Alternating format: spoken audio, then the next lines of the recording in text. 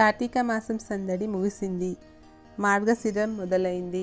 ఈ నెల మధ్య నుంచి ధనుర్మాసం ప్రారంభమవుతుంది. ధనుర్మాసం విశిష్టత ఏంటి, వైష్ణవులకు ఎందుకంత ప్రత్యేకత తెలుసుకుందాం. సూర్యుడు ఏ రాశిలో ప్రవేశిస్తే ఆ రాశిలో సంక్రమణం అంటారు. మేషం నుంచి మీనం వరకు ఒక్కో రాశిలో నెల రోజుల పాటు సంచరిస్తాడు ఆదిత్యుడు. కర్కాటక సంక్రాంతి, మకర సంక్రాంతి ఈ కోవకే చెందుతాయి.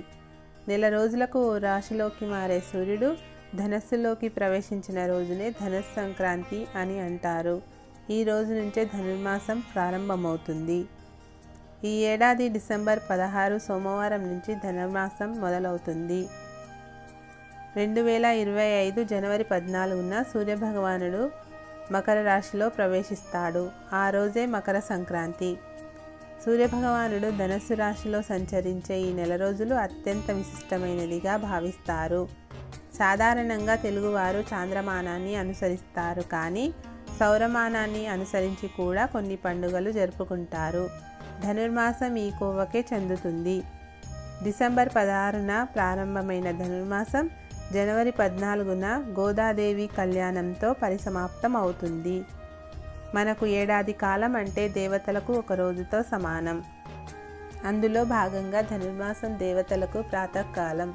అందుకే ఈ నెల రోజులు గోదాదేవి శ్రీ మహావిష్ణువు మేలుకొల్పులో భాగంగా పాశ్రాలు ఆలపించి ప్రత్యేక పూజలు చేసింది.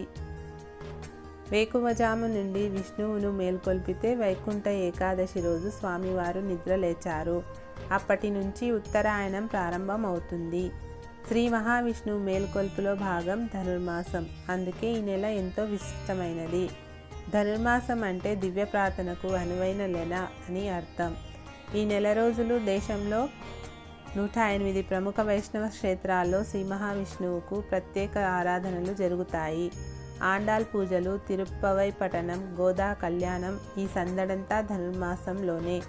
తిరుమలలో ధనుర్మాసం నెల రోజులు సుప్రభాతం బదులు తిరుప్పవై పఠిస్తారు.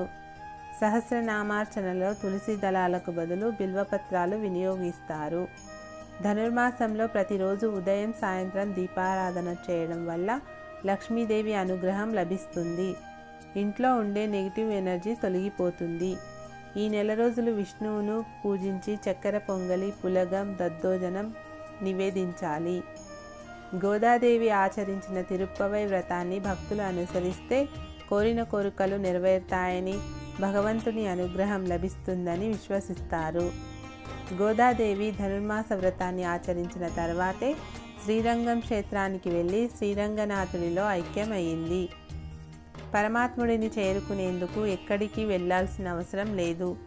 భక్తి శ్రద్ధలతో పూజిస్తే ఆయనే మీకోసం దిగొస్తాడని గోదాదేవి చాటి చెప్పిన వ్రతమే ధనుర్మాసం.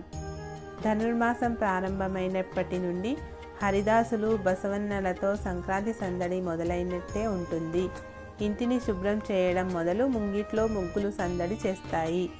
పంట చేతికొచ్చే సమయం కావడంతో లక్ష్మీదేవిని ఇంట్లోకి ఆహ్వానిస్తూ కళకళలాడుతూ తీర్చిదిద్దుతారు.